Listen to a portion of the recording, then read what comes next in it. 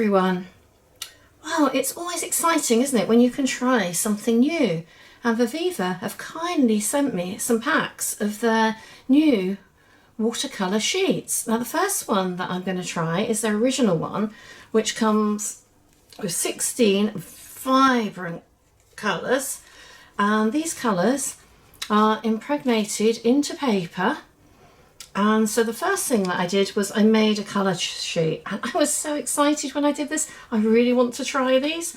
The idea is that you travel with them, and so not to have to carry water around. We also have this neat little pen that you fill with water, and it's got a brush on the end. So I'm going to try that to start with, but because they are so beautiful, I'm also going to test them in the way that I would normally paint my watercolours, on some big sheets of paper. I really can't wait to get started on this. Well, the first thing I need to do is get some masking fluid on in the areas that I want to keep white. That way it will preserve the whiteness of the paper, and I can't get a bit heavy-handed and just cover everything in the watercolour that might not come out.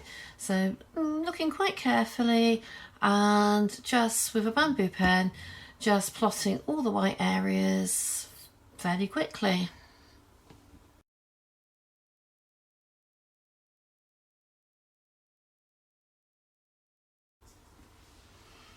Now for some ink. I'm using a permanent ink, and again with a bamboo pen. The other end's what I used before, because otherwise when we go to use it for masking fluid it would mark the paper. And I'm just inking in anything that is really dark, so if you squint you can see the really dark areas. Now if you don't want this to run, then leave it overnight and it will dry, and it will just stay very dark when you apply the watercolours. But I quite like the effect when a little bit of the black ink merges into those vibrant colours, and so I will work quite quickly having inked this in, so that some of it, when you touch it with a damp brush, it will run, and it will just give a lovely soft sort of impressionistic look, which I'm after.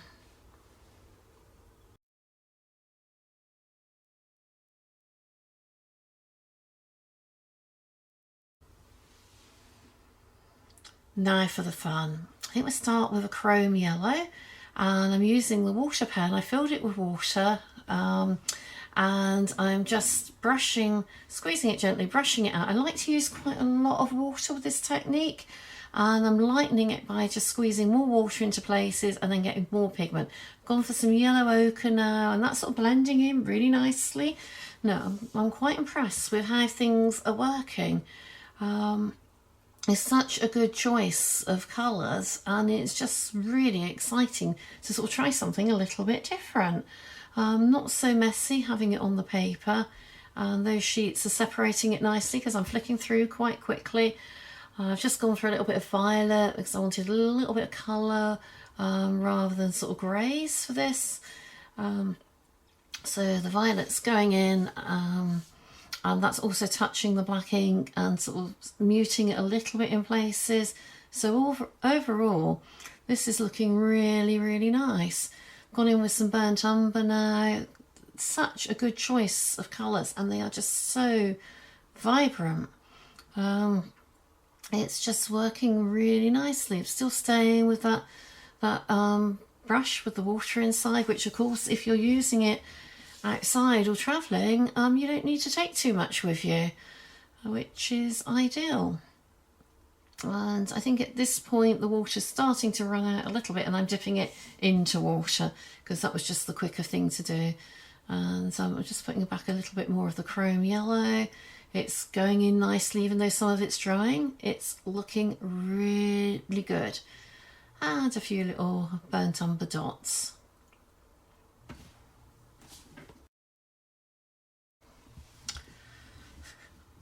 So wet the background with a lot of clear water. I've decided to go for my usual brush so that I can get the water on quite quickly. And into that I'm putting some of the Persian blue. Now you can water it down quite a lot so it's quite pale, or you can add more of the watercolour to it to make it very vibrant. And so some of the bits where I want the whites to show up, I've gone a little bit darker, a little bit thicker, as I would do normally. And so far I am very, very impressed.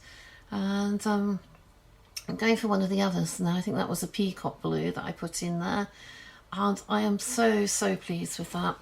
Now I'm taking off the masking fluid.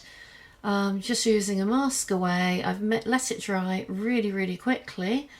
And working exactly as I would have done it before if I'd have used inks or dyes.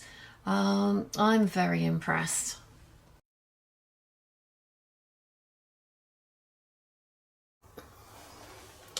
Well, I am so, so pleased with how this has worked. And if you think of how little that you're using, I didn't think they were going to go that far. But it has gone such a long way. So I'm just going to finish off with this pen, and I'm just going to put a few little dots here and there. A few little finishing off shapes. Don't want to overdo it. I think we've got some whisker there, but is that going to really mess it up? I think probably better not to put it in. Sometimes it's better to underdo. Well, I will say that I am so impressed using this. This is a way that I would normally use dyes, and they're working very much like dyes. I am so impressed with how little, can you see, that you use. Just pull down that keeps it safe from mixing with each other. And so we've created a whole picture and only just touched a tiny bit of that.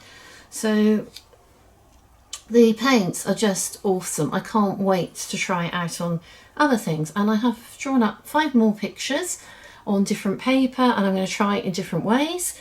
And I'm going to really test this. But I'm just loving the colours. So I hope you enjoy them too.